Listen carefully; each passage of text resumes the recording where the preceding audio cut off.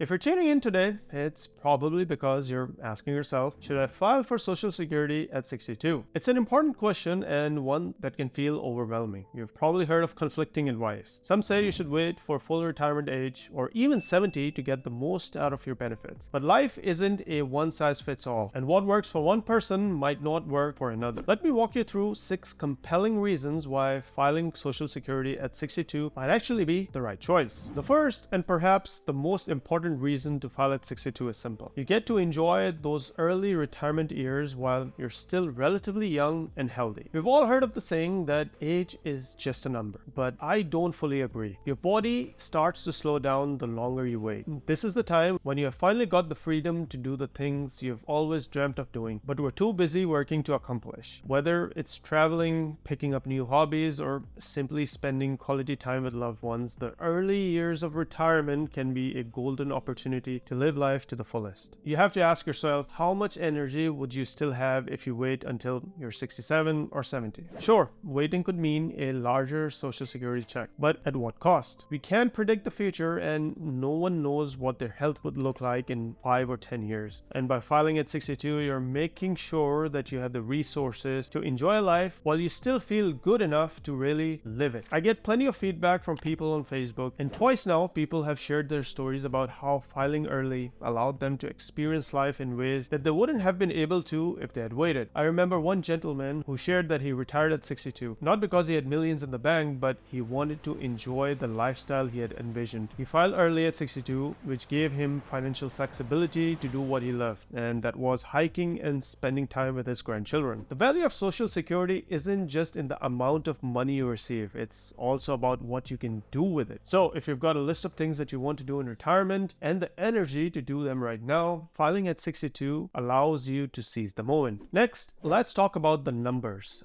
A lot of people are surprised to learn the math behind filing at 62 might actually be in your favor depending on your life expectancy and your overall financial situation. If you start collecting Social Security at 62, your monthly check will be 70% of the full retirement benefit. That's a 30% reduction. Now let's look at how this plays out in real life. We'll use Peter as an example. Peter is about to turn 62 and he is eligible to start collecting Social Security. If he waits until full retirement age of 67, he'll receive $1,000 per month. But if he starts at 62, his monthly benefit would drop to $700, and that's a $300 reduction. Over these 5 years between ages 62 and 67, Peter would have collected $42,000 in benefits if he starts now. Now, if Peter waits until 67 to start collecting Social Security benefits, it would take him nearly 12 years until age 78 and 8 months to break even and come out ahead financially. But here's where it gets interesting. The average life expectancy of men in the US is around 73 years.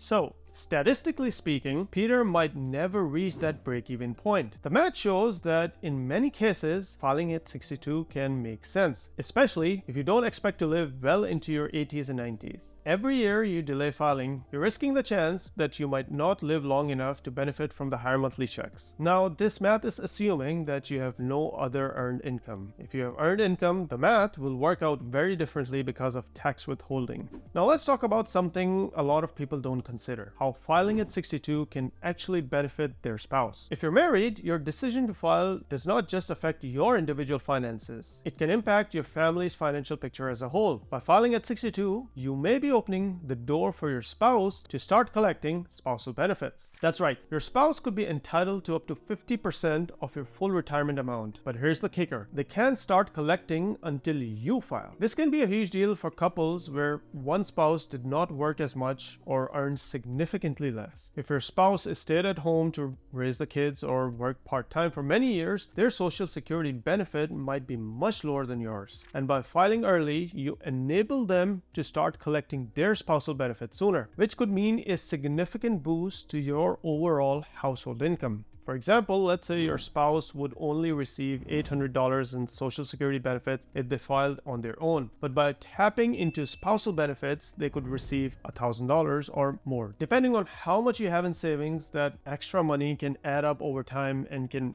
really improve your lifestyle in those early retirement years. It's important to look at the bigger picture, what's best for your family and not just you as an individual. This next reason might not be a fun one to talk about: your health and your life expectancy. None of us like to dwell on our mortality, but the fact is that not everyone is going to live well into their 80s and 90s. If you have health concerns or family history of shorter life expectancy, waiting to file for Social Security might not be the best move for you. In fact, this could mean leaving money on the table. Filing at 62 ensures that you'll receive benefits while you're still around to use them. I know it's not the most fun thought to think about, but if longevity isn't in your genetic card, filing at 62 could be the practical and the smart decision. And let's be honest, none of us know exactly how long we'll live. It's balancing optimism with practicality. Now let's shift gears and talk about how filing at 62 could give you more freedom with your investments. If you've been good about saving for retirement, whether it's through 401k or an IRA or other investment account, you might have a decent nest egg already built up. By filing at 62, you can let those retirement funds continue to grow while you use your Social Security check to cover your living expenses. This is a strategy that more people should consider, especially if they're in good financial health. By not touching your investments, you allow these funds to continue to compound over time, which can lead to significant growth in the long run. Think about it. Every year, you don't touch your investments, they give you the chance to benefit from the market growth. Even if your Social Security check are smaller because you filed early, that extra time you give your investments to grow can offset the difference. This strategy works particularly well if you've been disciplined about saving and have a diverse portfolio. There's a good chance that by keeping your investments growing, you might actually end up with more money in the long term, even with the reduced monthly benefit. And sometimes the simplest reason is the most important one. You might just need the money. Not everyone retires with a huge nest egg and life doesn't go according to plan. Whether it's unexpected medical bills, home repairs, or helping out a family member in need, sometimes you just can't afford to wait for Social Security. Social Security was created to provide a safety net for people as they age and ensuring that they have some level of financial security in their later years. If you find yourself needing the financial support at 62, there's absolutely no shame in filing early. It's your money and you've been part of the system for decades, and now it's time to use it. As you can see, filing for Social Security at 62 isn't just about maximizing monthly payments. It's also about aligning your benefits with your life goals, your health, your family needs, and your overall financial situation. In some cases, people have had physically demanding careers, and by the time they hit 62, their bodies are telling them to slow down. Remember, it's your retirement and only you can decide what's best for your future.